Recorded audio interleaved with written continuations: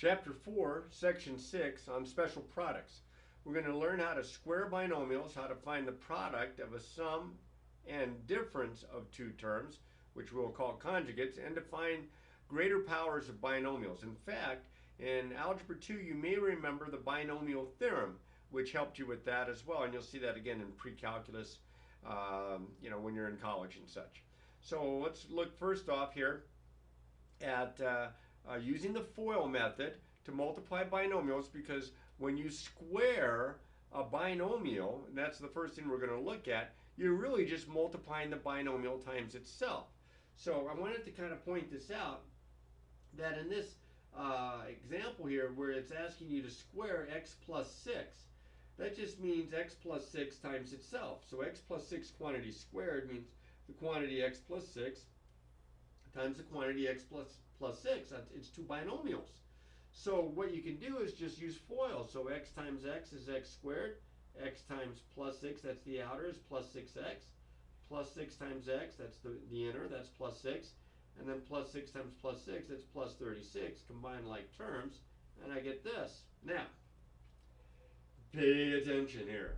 What is really cool is that there is a shortcut. Because this is a special type of product, you're squaring a binomial, taking a binomial times itself. What you can do is you can speed this process up a little bit if you can remember the following steps. When you square a binomial, I want you to notice that the first term in my answer is the first term squared, right? The first term in my answer is the first term squared. I also want you to notice that the last term in my binomial is the last term squared. And notice how they're both positive, because when you square something, you get a positive. So this is positive, and there's a plus sign in front of the 36. But here's the tricky one, and this is the one that students struggle to remember. The middle term, the plus 12x, is the product of the first and last terms doubled, times 2. You double the product of the first and last terms. That will give you the middle term of your answer. So look at the actual formulas here for when you're squaring a binomial that has a plus sign and when you're squaring a binomial that has a minus sign. They're identical except for the signs in front of the middle terms, because when you get the middle term, remember, you're taking the first term times the last term and you're doubling it. X times y is xy, doubled is 2xy. And it's positive because I'm multiplying kind of the idea of a positive times a positive, even though I don't know what x and y represent. But here, because of the minus sign, I'm multiplying a positive times a negative, which is negative. Doubling it, it's still going to be negative. It's going to be minus 2xy. So keep track of your signs this way as well. This is a good one to memorize. I don't know how many of you are going to take the time to actually memorize this particular two examples here. But if you can remember the process, that's key. So I'm going to show you that in these two examples that are below. I'm going to square each binomial. Now you say, well, can't I just write it twice and do FOIL? Absolutely you can. But you will discover that this is being shown for a reason. Not only does it make the process a little faster, but again, and I mentioned this in the last video, when we start reversing the process, when we start going from here to here, it's good to be able to recognize the pattern to see if the trinomial is what we call a perfect square trinomial, a binomial squared. So probably would help you to practice this. So you take the first term and you square it, that's 4x squared, okay? Then you take double the product. The product of 2x and minus 1 is minus or negative 2x times 2 doubled to be negative 4x. And then it's the last term squared. Negative 1 times itself is a positive 1, so plus 1. Boom, done, just that fast. Here's another one. You take the first term and you square it, so 5r times 5r is 25r squared. Then you take the product of the two terms, 5r times a plus or positive 6t would be 30rt. And you double that, and you multiply it by 2, that'd be 60, positive 60 rt. And then you take the last term and you square it, 6t times 6t, positive 6t times positive 6t is positive 36t squared. So plus 36t squared. And I have the answer just that quick. All right, here's a couple more. If If you want to practice them before I work them out, stop the video and try to work out the next one, even though it's got a fraction in it, and then start the video and see how you've done. Of course, you can do that anytime that we're going through these notes and such. Anytime that you feel like you got it and you want to make sure, stop the video before I work out the problem, try it yourself, and then watch the video to see how it turned out. You know, maybe I make a mistake and you can find it and bring it to my attention so I can correct it. All right, so 3k minus a half quantity squared. So the first you take the 3k and you square it. That's 9k to the second power. Okay? Then you take the product of the 3k and the minus 1/2. So that would be a positive times a negative. This is going to be negative, you ready? 3 halves. Here, I'll write it down. Negative 3 halves k. And then you double it. You multiply it by 2. So I get a minus 3k. Because the 2 times the denominator 2, they cancel out. All right? And then a negative a half times negative a half is positive or plus 1/4. And there's my answer. Lickety split. Now this last example, it's kind of like one of the examples I did in the previous video, where first I'm going to take care of the binomials and then I'm going to worry about the monomial factor. So I'm first going to square this binomial. So I just leave the x out in front for later. So you take the first term and you square it. That's 4x squared. Then you take double the product. So 2x times a 7, a positive 7 would be 14x, and doubled 14x would be 28x. So plus 28x. And then you take the last term and you square it. Positive 7 times positive 7 is positive 49. Don't stop here. You've got one more step. You have to distribute by the x, which is not so bad. X times 4x squared is 4x to the third. X times plus 28x is plus 28x squared. And x times plus 49 is plus 49x. There you go. Next thing up. Oh, and then, I'm sorry, and that's as far as that one goes. Okay, that was the first special product. Okay, there's another special product that's going to be kind of like it. I want you to show it right here with this example. I'm not squaring a binomial. Those two binomials are different. One's got a plus sign in the middle and one's got a minus sign in the middle, but everything else is exactly the same. These are called conjugate binomials.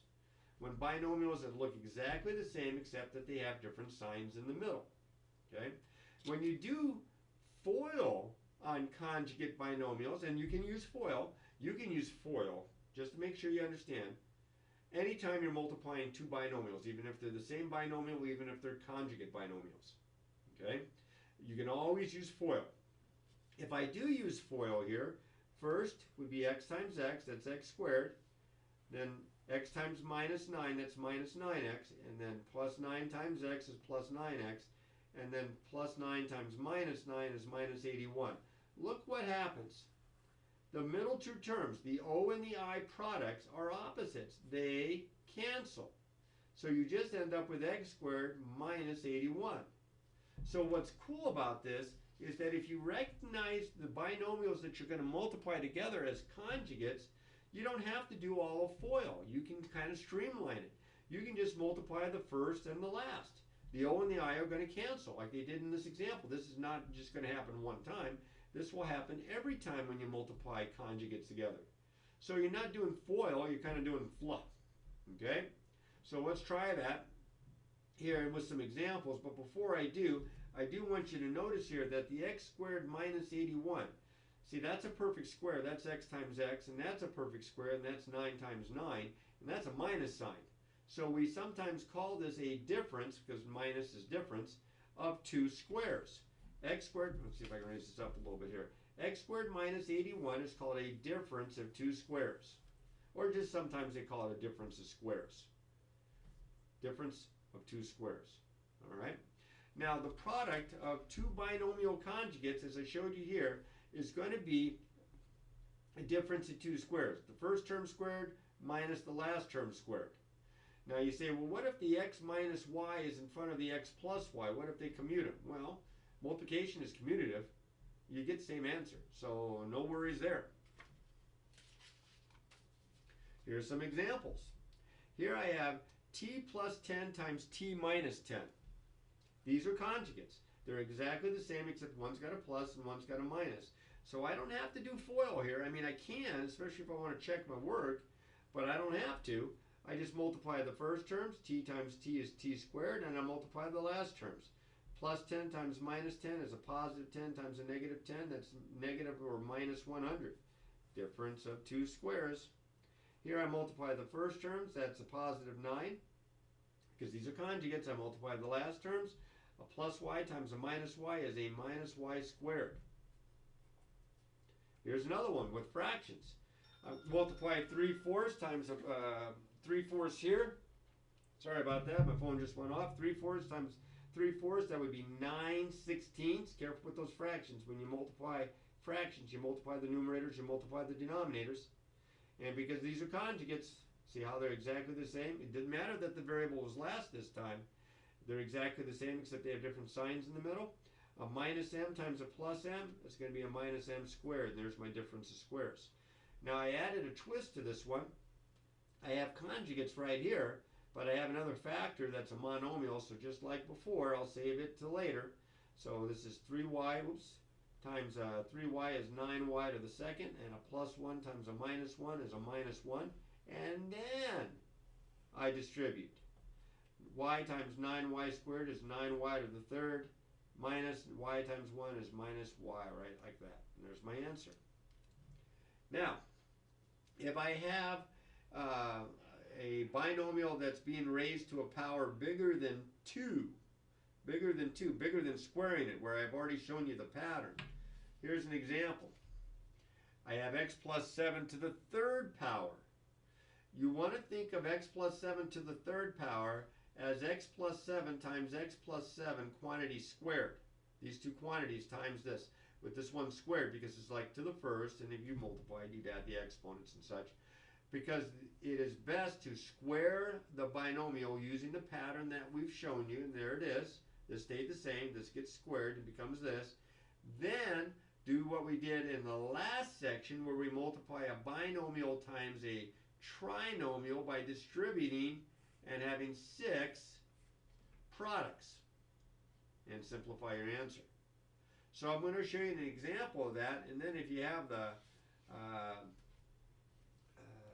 want, I'll show you one even raised to a higher power. So this is going to be 2x minus 3 times 2x minus 3 quantity squared. So this is 2x minus 3. Now I'm going to use that squaring a binomial, so it's the first term squared is 4x squared, right? 2x times minus 3 is minus 6x. You take double the product, that's going to be minus 12x. And then minus 3 times minus 3 plus 9. Then I distribute twice. First by the 2x and then by the minus 3. So 2x times 4x squared is 8x to the third. 2x times minus 12x, that would be minus 24x squared. 2x times plus 9 would be plus 18x. And then through here, minus 3 and negative 3 times 4x squared is minus 12x squared. Negative 3 times a negative 12x, that'd be plus 24x. And negative 3 times a plus 9, that would be minus 27. I'm kind of invading my space over here. So that's going to be equal to, because I have some like terms, that's going to be equal to 8x to the third. It looks like minus 36x squared plus 42x, if I've added those right, and then a minus 27. That one's a peach. There's my answer. Now in this case, you have x minus 3 to the fourth power. In this case, and you won't see this very often, but I would think of it as x minus 3 quantity squared times x minus 3 quantity squared. Because then I can use the formula for finding the square using the squaring a binomial. So this would be x squared, double the product, minus 6x plus 9 times x squared minus 6x plus 9. And then, as I mentioned before, we did examples of this in the previous section. You multiply the trinomial times the trinomial. And I didn't give myself very much space. I think I can squeeze it in, but I'm going to have to erase this part here. Sorry about that. So I'll just put it underneath here, plus 24x what was that, minus 27 equals, sorry about that. So now I have to multiply through by the x squared. This is a pain in the keister. X squared times x squared is x to the fourth. X squared times minus 6x is minus 6x to the third. X squared times plus 9 is plus 9x squared. I'm going to try to squeeze 9 terms in there. Good luck for me.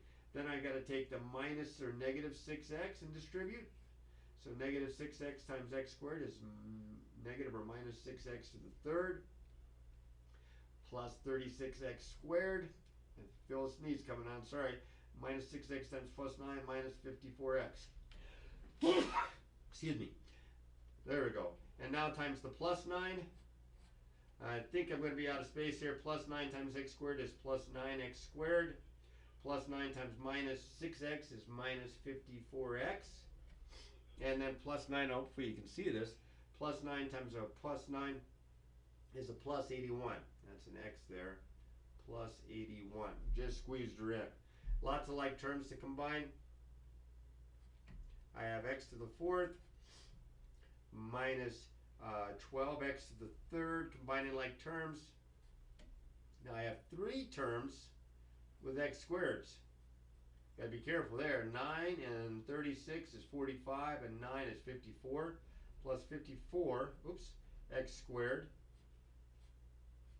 Then I have, let's see, I have a minus 54x and a minus 54x. That's a minus 108x. Don't cancel those out. They're both negative. And then plus 81 on the end. Woof. I hope it doesn't get that bad.